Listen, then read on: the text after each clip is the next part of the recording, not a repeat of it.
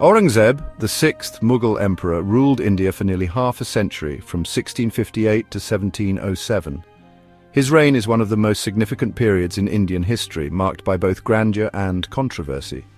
His reign marked the zenith of Mughal power, extending the empire's boundaries across much of the Indian subcontinent. Under his leadership, the Mughal Empire reached its greatest territorial extent. Yet Aurangzeb remains a controversial figure in Indian history, often portrayed as a religious zealot who reversed the Mughal tradition of religious syncretism. His strict adherence to Islamic principles and policies has been a subject of intense debate. His reign was marked by policies viewed as discriminatory towards non-Muslims, sparking debates that continue to this day. These policies included the re-imposition of the jizya tax on non-Muslims and the destruction of several Hindu temples. Historians grapple with understanding the motivations behind his actions and their impact on the Mughal Empire's social fabric. Some argue that his policies were driven by political pragmatism rather than sheer religious intolerance. This essay delves into the complexities of Aurangzeb's rule, examining both the criticisms and the nuances often overlooked in simplistic narratives. It seeks to provide a balanced view of his legacy. Aurangzeb's reign was a period of significant military expansion. His campaigns were not just limited to the north, but extended to the southern regions of India as well. He led campaigns in the Deccan, expanding Mughal control southward. These campaigns were long and arduous, reflecting his determination to consolidate Mughal authority. He also faced challenges, notably from the Marathas, who ultimately contributed to the empire's weakening after his death. The Maratha resistance was fierce and persistent, highlighting the limits of Mughal power. His policies, particularly those concerning religious minorities, have been subject to intense scrutiny and debate. These policies have left a lasting impact on the socio-religious landscape of India. Understanding Aurangzeb's reign requires careful consideration of the historical context and diverse perspectives surrounding his actions. Only through such a nuanced approach can we truly appreciate the complexities of his legacy. One of the most controversial aspects of Aurangzeb's reign was the destruction of Hindu temples. This policy has sparked intense debate among historians and scholars, leading to various interpretations of his motives and actions. Historical records document instances where temples were demolished under his orders, often following rebellions or conflicts. These records provide a glimpse into the political and social dynamics of the time. The destruction of the Keshava Deo temple in Mathura, built on the purported birthplace of Lord Krishna, stands out as a particularly potent symbol of this policy. It has been cited frequently in discussions about Aurangzeb's reign. These actions have been interpreted by some historians as evidence of Aurangzeb's religious intolerance and a departure from the Mughal tradition of religious pluralism. This interpretation has fueled much of the controversy surrounding his legacy. However, it is crucial to note that temple destructions were not a universal policy implemented throughout Aurangzeb's reign. Many regions saw their temples remain untouched. Many temples remained untouched, and there are even documented instances of Aurangzeb granting land and patronage to Hindu religious institutions. These actions suggest a more complex relationship with Hinduism than often portrayed. Some scholars argue that the temple destructions were politically motivated, targeting specific temples seen as centers of resistance or those associated with rulers who had rebelled against Mughal authority. This perspective highlights the strategic nature of these actions. The destruction of the Keshava Deo temple, for example, followed a rebellion led by the Jat leader Gokula. This event underscores the political context in which many of these temple demolitions occurred. Aurangzeb's commitment to Islamic law, or Sharia, was a defining feature of his reign. He sought to implement it more rigorously in Mughal governance, which included reinstating the jizya, a tax levied on non-Muslim subjects. The jizya, abolished by Akbar centuries earlier, was seen by Aurangzeb as a means of both asserting Islamic rule and generating revenue for the state. Its reimposition, however, was met with resistance and resentment from some segments of the population, particularly among Hindus. The jizya, while rooted in Islamic jurisprudence, was also a complex administrative policy with pragmatic implications. It was not universally applied. Exemptions were granted to the elderly, the poor and women. Moreover, the administration of the jizya was often entrusted to local officials, leading to variations in its implementation across the empire. Critics argue that the jizya was discriminatory and alienated non-Muslim subjects.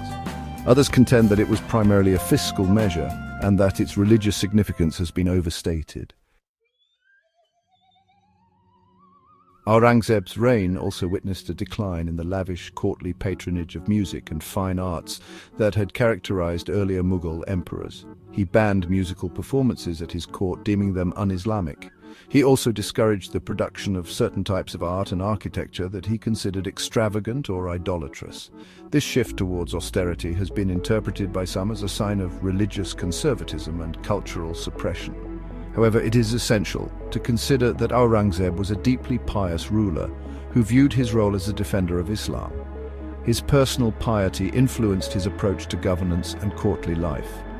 The funds previously allocated to lavish entertainments were redirected towards military campaigns and social welfare programs. Furthermore, while certain art forms faced restrictions, others, such as calligraphy and architecture, continued to flourish. The Taj Mahal, built by his father Shah Jahan, remained a testament to Mughal artistic brilliance under Aurangzeb's rule. Section 5. Debates and disagreements, historical perspectives. Aurangzeb's policies have been subject to varying interpretations by historians. Some view him as a bigoted ruler who sought to impose Islamic supremacy. They point to the temple destructions, the jizya, and the suppression of certain art forms as evidence of his intolerance. This perspective often draws upon chronicles written by European travelers and Hindu court historians, which tend to portray Aurangzeb in a negative light. Other historians offer a more nuanced view, emphasizing the political and economic factors that influenced Aurangzeb's decisions. They argue that his policies, while seemingly discriminatory, were often motivated by pragmatic considerations of maintaining order and consolidating Mughal power in a vast and diverse empire. They point to instances of Aurangzeb's patronage of Hindu temples and his employment of Hindu officials in high positions as evidence of a more complex reality. Section 6. Counter-narratives. Evidence of tolerance? While Aurangzeb's image as a religious zealot persists, there is also evidence that challenges this simplistic narrative.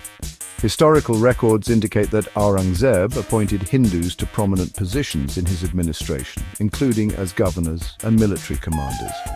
He continued the Mughal tradition of granting land grants and patronage to Hindu religious institutions, demonstrating a degree of religious tolerance.